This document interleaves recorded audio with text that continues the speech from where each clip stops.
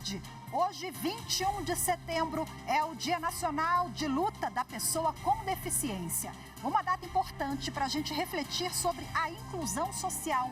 Nesta edição do Jornal da Justiça, vamos falar sobre os avanços da legislação e os gargalos para garantir a efetividade das normas. Eu sou Rafaela Vivas e esse é apenas um dos destaques do dia. Vamos aos demais. Plenário do Supremo Tribunal Federal retoma hoje julgamento que discute o marco temporal para a demarcação de terras indígenas. Plenário virtual do STF. 6 réus pelos atos antidemocráticos de 8 de janeiro serão julgados a partir do próximo dia 26. E ainda, Supremo inaugura exposição sobre os 35 anos da Constituição Federal.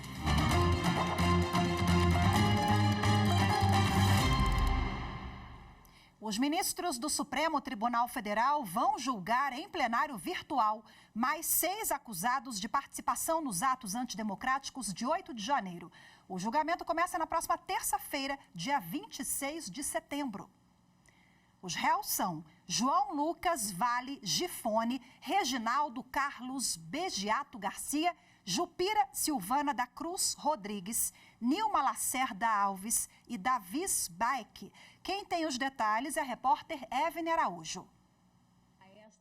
A presidente do Supremo Tribunal Federal, ministra Rosa Weber, atendeu o pedido do relator, ministro Alexandre de Moraes, com base no regimento interno e resolução do Supremo, para levar as ações penais referentes aos atos antidemocráticos para o plenário virtual da Corte. Além desses 5, será julgado o réu Moacir José dos Santos. Todos participaram das invasões aos prédios dos 3 poderes em Brasília e vão responder pelos crimes de golpe de Estado, abolição violenta ao Estado Democrático de Direito, associação criminosa, depredação do patrimônio e dano qualificado. O julgamento começa na próxima terça-feira e os ministros têm até o dia 2 de outubro para inserir o voto no sistema eletrônico. Os advogados e procuradores podem apresentar as sustentações orais até às 11h59 da noite do próximo dia 25, segunda-feira. Na semana passada, os 3 primeiros réus foram condenados a penas que variam de 14 a 17 anos de prisão. O Supremo Tribunal Federal dará continuidade hoje ao julgamento que discute o marco temporal para a demarcação de terras indígenas. Até o momento, 5 ministros votaram contra a tese e 2 a favor. Vamos conferir agora como foi a sessão plenária dessa quarta-feira, na reportagem de Marta Ferreira. Cerca de 300 indígenas, representantes de várias etnias, se mobilizaram para acompanhar a sessão em uma estrutura montada no estacionamento ao lado do Supremo Tribunal Federal. Eles vieram se manifestar contra a tese do marco temporal.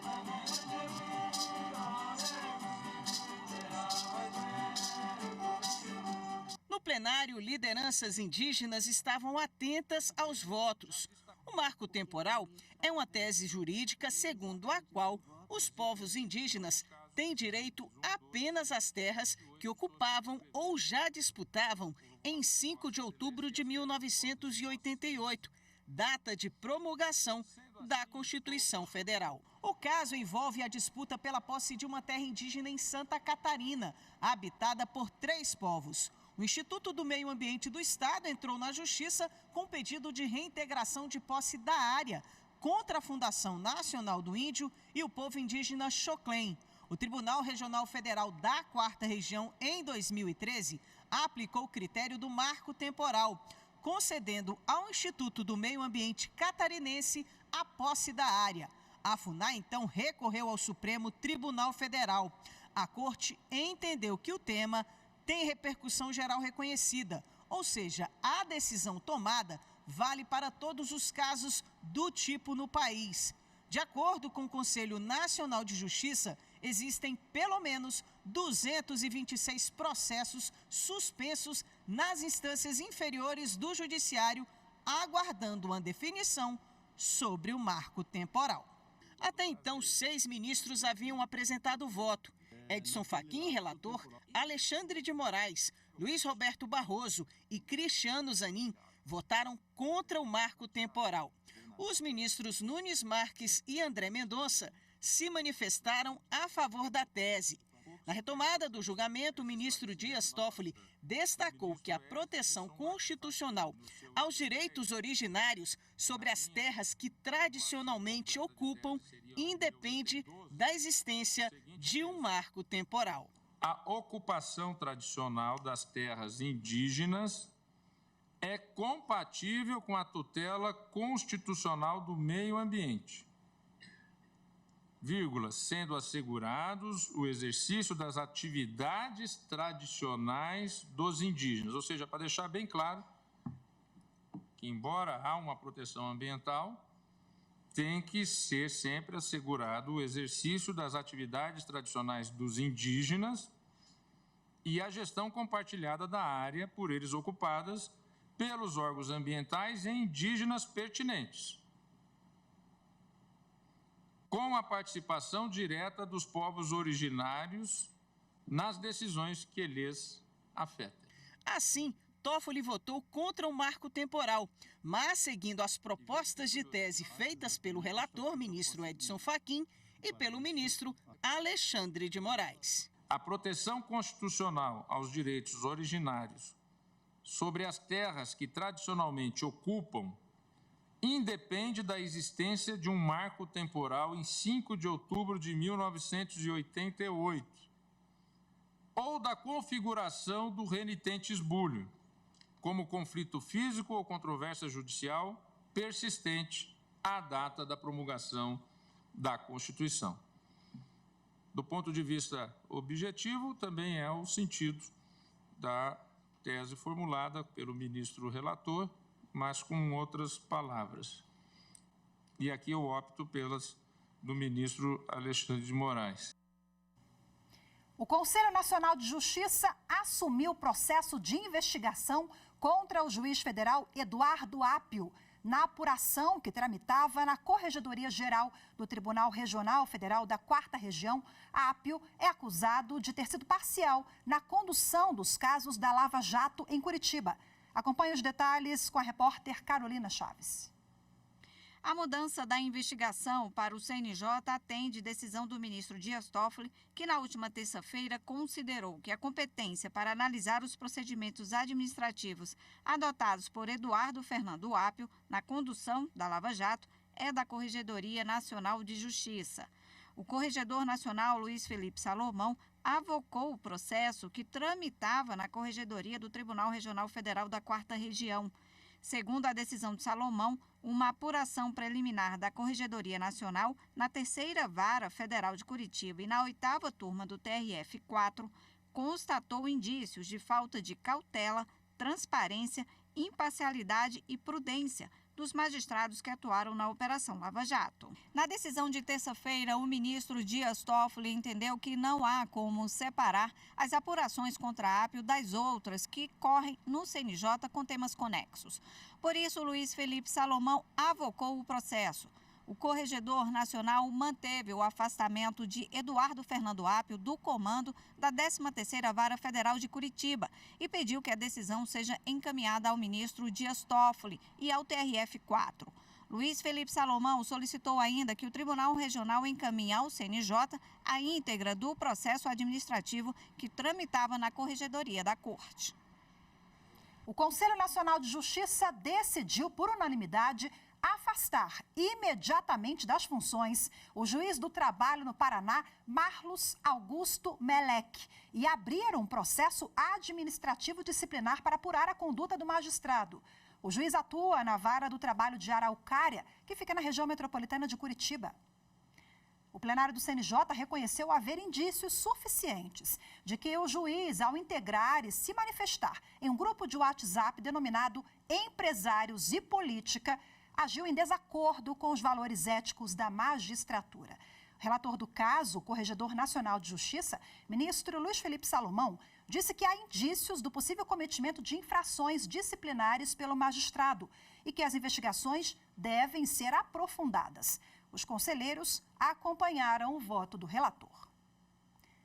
A seguir, no Dia Nacional de Luta da Pessoa com Deficiência, nós vamos falar sobre os avanços na legislação sobre o tema e os desafios para dar efetividade às normas, garantir respeito e inclusão. Voltamos já já.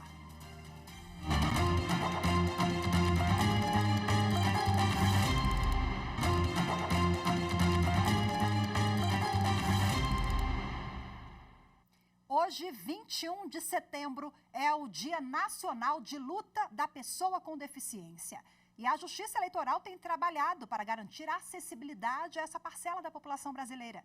Veja na reportagem de Carol Lasno. No Brasil, mais de 1.271.000 eleitoras e eleitores declaram ter algum tipo de deficiência ou mobilidade reduzida, de acordo com dados da Justiça Eleitoral, que tem o dever de garantir o acesso dessas pessoas à vida pública e aos serviços eleitorais. Para isso, é preciso eliminar barreiras físicas e de comunicação que possam impedir o livre exercício do voto. É direito da pessoa com deficiência votar com o auxílio de alguém de confiança, inclusive com o acionamento das teclas da urna. Antes das eleições, é possível requerer a transferência do local de votação para uma seção acessível. Nas eleições do ano passado, foram mais de 163 mil com acessibilidade espalhadas pelo país. Pessoas com deficiência auditiva podem votar com auxílio de tradução para a língua brasileira de sinais. Os equipamentos de votação também são preparados para atender deficientes visuais. Além do sistema em braille, há fones de ouvidos descartáveis disponíveis para quem precisa de dispositivo de áudio para votar. Todas essas ações têm o objetivo de igualar a oportunidade de acesso aos serviços e dar autonomia às pessoas com deficiência ou mobilidade reduzida na hora do voto. Conheça agora outras leis que amparam as pessoas com deficiência e quais as dificuldades encontradas por elas para terem acesso a esses direitos. A reportagem é de Carolina Chaves. Dante é um menino de 4 anos, alegre e cheio de energia. Aos 2 anos de idade, a mãe percebeu alguns atrasos no desenvolvimento e, ao fazer exames em um hospital particular, o menino foi diagnosticado com transtorno do espectro autista não verbal. Desde então, eles esperam pela primeira consulta solicitada na rede pública. É muito difícil, né? A vida atípica ela é uma loucura, é uma montanha-russa e, assim, é uma dificuldade ter o acesso, né, pelas vias públicas. Os atendimentos, eles são extremamente dificultosos, a gente não tem acesso, né? A gente está na fila de espera tem 2 anos, quase 3 anos. A estimulação precoce é essencial para casos como o do Dante. E os gastos para garantir uma qualidade de vida para o filho são muitos e caros. As terapias elas são essenciais para que ele se desenvolva, né? Então, se eu não tivesse buscado de forma, né, particular, ele estaria assim muito mais menos desenvolvido do que ele está hoje.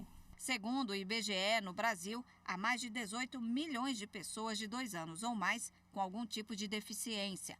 Não é por falta de legislação que os direitos não são garantidos. A Lei Brasileira de Inclusão de Pessoas com Deficiência, também conhecida como Estatuto da Pessoa com Deficiência, de 2015, incorporou os princípios da Convenção Internacional realizada em 2006 pela Organização das Nações Unidas e ratificada pelo Brasil em 2008.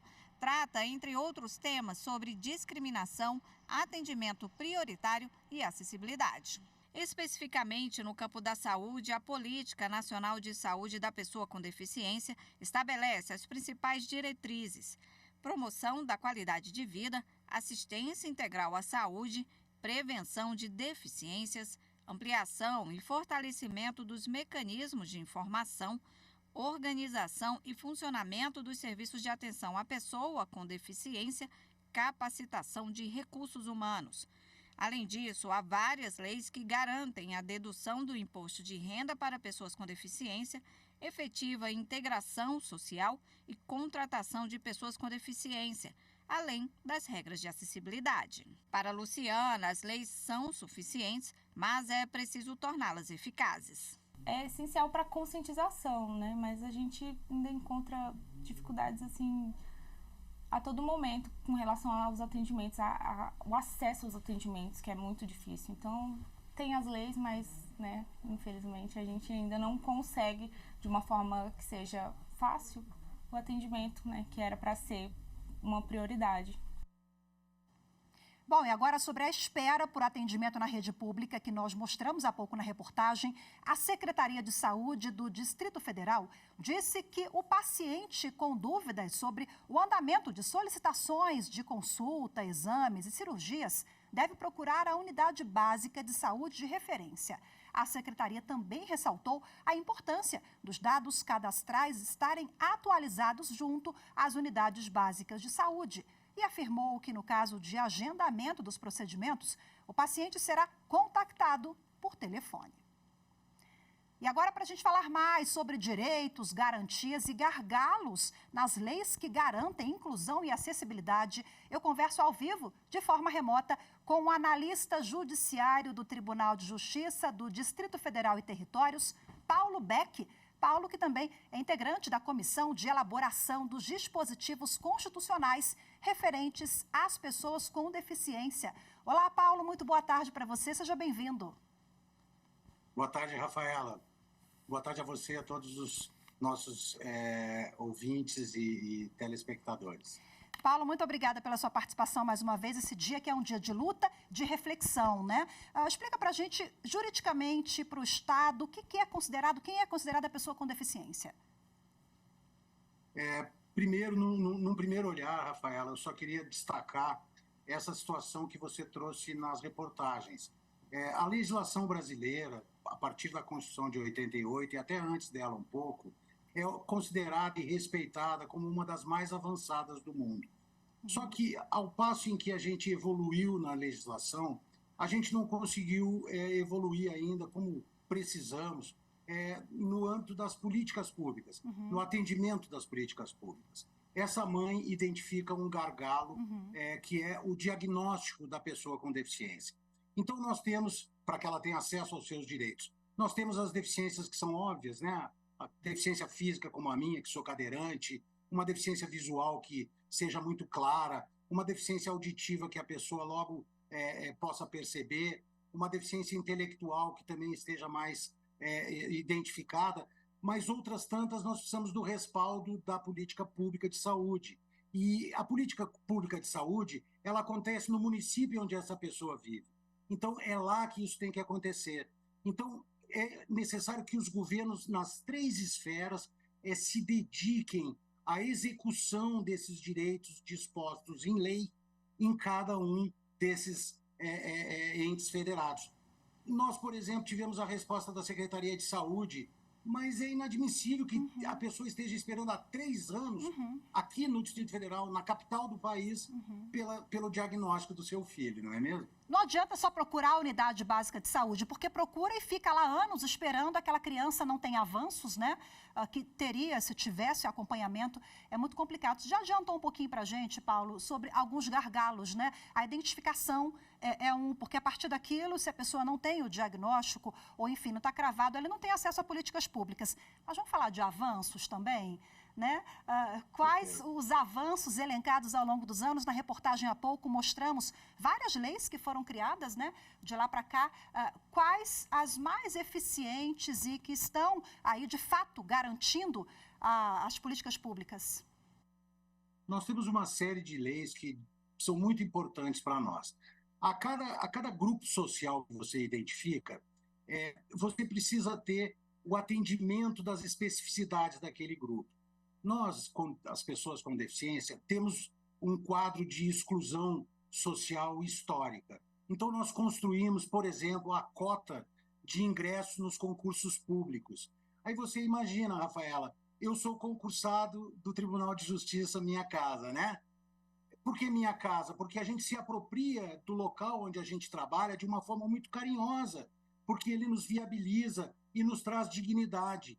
Sem salário, sem renda, é muito difícil de ter cidadania. Então, eu reputo esse como um dos mais importantes avanços da nossa legislação.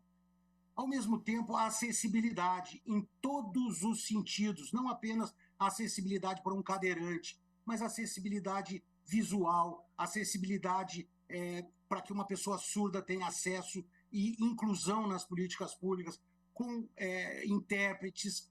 A pessoa, nós aqui em Brasília temos, por exemplo, uma central de intérpretes que ajuda as pessoas surdas, as pessoas cegas terem acesso a todos os seus direitos, eventualmente dispostos em braille ou narrados em áudios para que elas possam ter acesso. Ou seja, é importante a difusão desses direitos. Mais uma vez, o Estado, as políticas públicas, elas são centrais neste momento. Elas precisam divulgar e chamar os seus clientes, ao mesmo tempo em que as famílias precisam procurar esses direitos para efetivá-los. Para isso, é fundamental dois atores, são fundamentais dois atores. O Ministério Público, que tem essa obrigação legal, e a Defensoria Pública, que é um grande parceiro na defesa dos direitos dos brasileiros, de uma forma geral. Então, falta dar mais efetividade, né, ao arcabouço que já temos e o envolvimento, de fato, de todos esses atores envolvidos, como você bem citou, né, Paulo? Um recadinho rapidinho para finalizar, nesse dia de luta e reflexão. Mais que isso, Rafaela, sobre a família tem que procurar, a pessoa com deficiência tem que procurar, insista, vá atrás, não encontrando, procure o Ministério Público, que tem a obrigação legal de fazer acontecer. Perfeito recado para a gente finalizar. A insistência da família, esse engajamento, né, é fundamental de fato, e de todo mundo que está envolvido, da sociedade, do poder público também. Paulo, muito obrigada pela sua participação, viu? Boa tarde para você, um abraço, até a próxima. Tomara que eu tenha podido contribuir. Muito obrigado pela oportunidade. Obrigada, tchau, tchau. A seguir, Supremo Tribunal Federal inaugura exposição sobre os 35 anos da Constituição Federal de 88. As informações em instantes, voltamos já.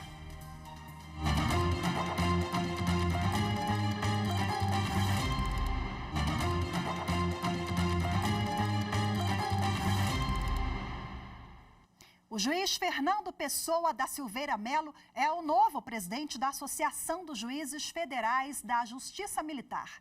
Ele tomou posse nessa quarta-feira em solenidade no Clube da Aeronáutica, em Brasília. O juiz federal da Justiça Militar, Frederico Magno, passou a presidência a Fernando Melo, que é doutorando em Direito e mestre em Direito Constitucional. Melo foi juiz auxiliar da presidência do Conselho Nacional de Justiça e juiz ouvidor das eleições gerais de 2018. O magistrado também foi vice-presidente e diretor do Centro de Estudos da Associação dos Procuradores do Estado e delegado da Associação Nacional de Procuradores dos Estados e do Distrito Federal. A comissão de juristas que discute a atualização do Código Civil criou um canal para receber sugestões. A repórter Jéssica Castro tem as informações. Para incentivar a participação da sociedade, a comissão de juristas criada pelo Senado Federal para discutir a atualização do Código Civil abriu um canal de recebimento de sugestões. A comissão, composta por 31 membros, é presidida pelo ministro do Superior Tribunal de Justiça, Luiz Felipe Salomão, e conta com a participação de outros ministros, além de representantes da magistratura, da advocacia, do Ministério Público e da academia. Serão 180 dias de trabalho até a apresentação do anteprojeto de atualização da lei. E agora, com o novo canal disponibilizado, qualquer pessoa pode enviar colaborações. Basta enviar um e-mail para cjcodecivil.sugestões@senado.leg.br. Até o final do ano serão realizadas 3 audiências públicas para debater o tema. Todas elas serão transmitidas ao vivo pela TV Senado e pelo canal do Senado no YouTube.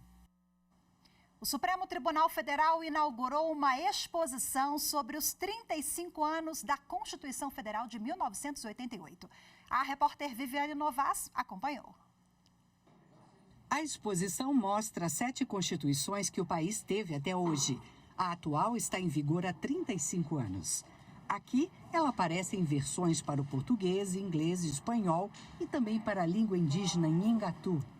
Neste painel, também nas 4 línguas, o artigo 5º sobre os direitos fundamentais.